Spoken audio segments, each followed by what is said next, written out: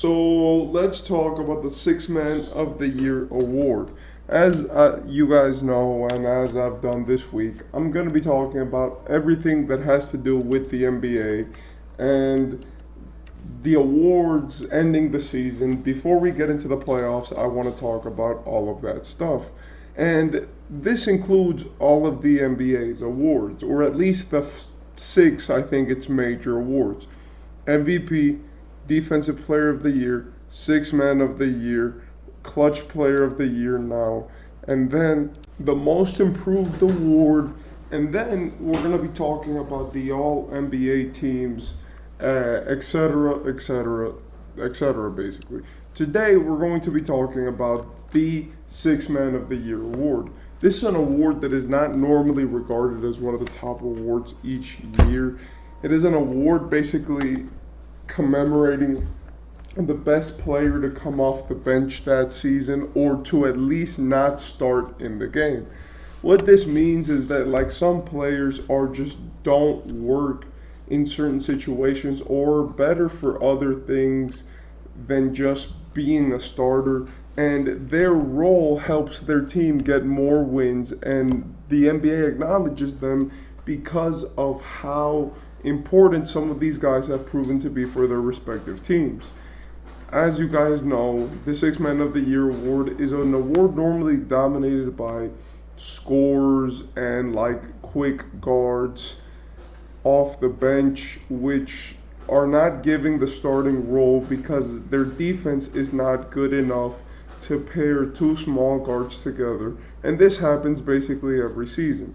The best Six Men of the Years of all time are two guards, and these two guards, Lou Williams and Jamal Crawford, have been known to be very low defense, just come in and get a bucket type of players. They could win you a game. And even though, yes, there is something to be said about there being generational six men or six men which are very good at both sides of the ball, when it comes to who wins it every season, there is a pattern because most of these players want the award more than some of the big men which come off the bench.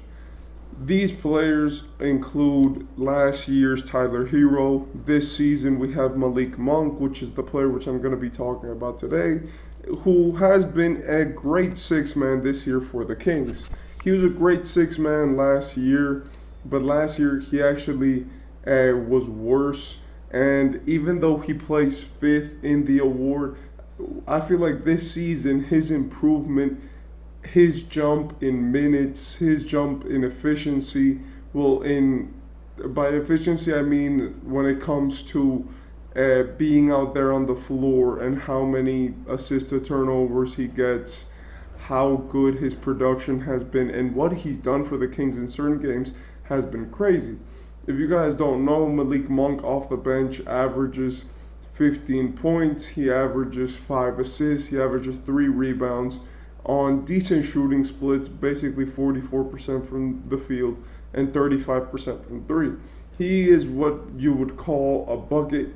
He literally goes out there and his thing is to score, his thing is to get the Kings in the game. And being extremely clutch, he's actually won the Kings a lot of games coming off the bench, which is amazing to think about, that a player which you know is not put in at the start of the game can have such an effect on games when they matter the most. The reason why the Kings don't start him is because of defensive reasons.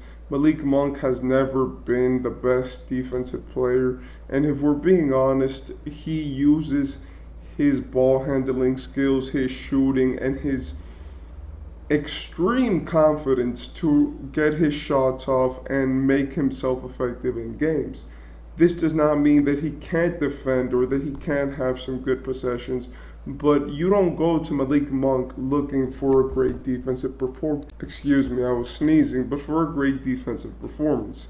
You go to Malik Monk to maybe get you back in a close game, come in the first quarter and do some damage. And as you guys saw, he plays 26 minutes a game. He's getting minutes that a starter could get off the bench. So when it comes to the Six Man of the Year award, what we have to ask is Malik Monk deserving and who's competing against him? And this season, it's really kind of a runaway. The other player who comes up close is Reid.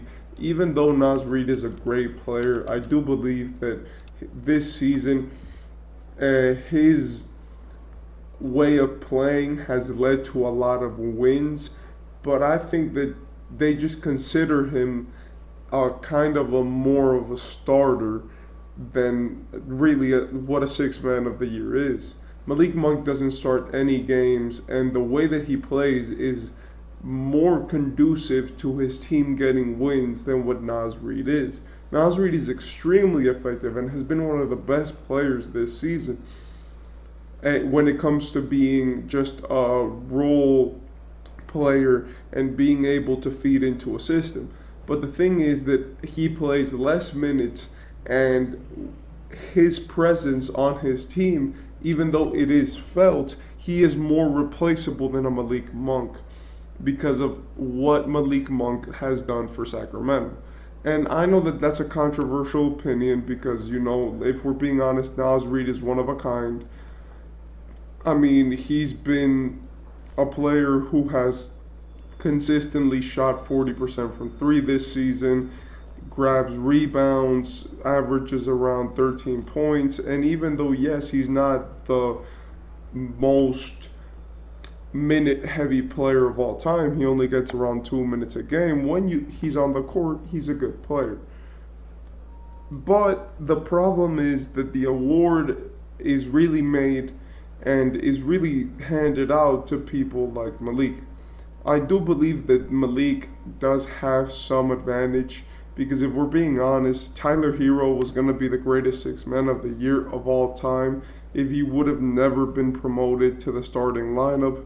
As we know, the Heat last season and for a few seasons used Tyler Hero due to his defensive struggles off the bench, and that actually caused him to win the award last season.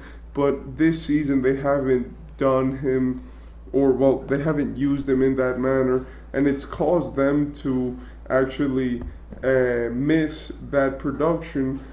But they needed that Tyler Hero in the starting lineup for a portion of the season because they did not have the firepower to play two guards out there due to the fact that Gabe Vincent and some of their other players had left. Now, what we need to see, Tyler Hero didn't win it last season, I'm sorry. He won it in 2022. Some other notable favorites in the Six Man of the Year are guys like Norman Powell, Bobby Portis. You have Karis LeVert and Bogdan Bogdanovic. But really, this season, I think it's going to Malik. The Six Man of the Year award in the previous seasons, has been highlighted by guards mostly. And it's been a pretty universal, guard which comes in for a part of the game to add something to the team. As I said earlier, this season Malik is probably winning it. The odds are in his favor. And even though Reid is amazing, it's kind of too late now. I think that every odd or every award is already kind of decided. So I think Malik is going to win it. Last season, we saw Malcolm Brogdon win it. On the Celtics, obviously, he got traded, so now he doesn't compete because he's a starter now. But he was a great six-man, which added a lot to his team, and he was more of a playmaker, more of a, distributor. Then the year before that, as I said, we had Tyler Hero, and so on and so on. We've had these six men impact the game. But this season, as we know, and as it's not going to change, Malik Monk deserves the Six Man of the Year. He's won the Kings multiple games, has given them a consistent scoring output, and a player who's not scared to go out there, make his own shot, and create offense for the team. He really has shown better playmaking skills than in his previous seasons, and his chemistry and the way that he impacts that team in terms of friendship and like structure is amazing. The sixth man of the year.